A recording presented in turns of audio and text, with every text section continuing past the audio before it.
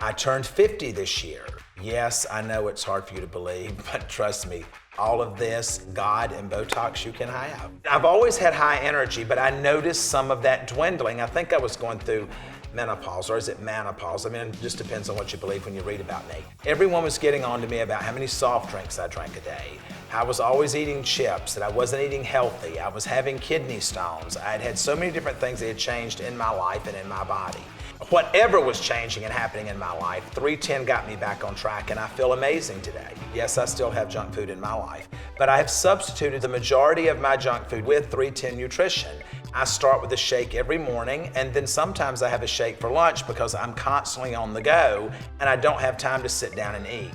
I mean, I feel good when I'm drinking it. I feel good after I've drank it.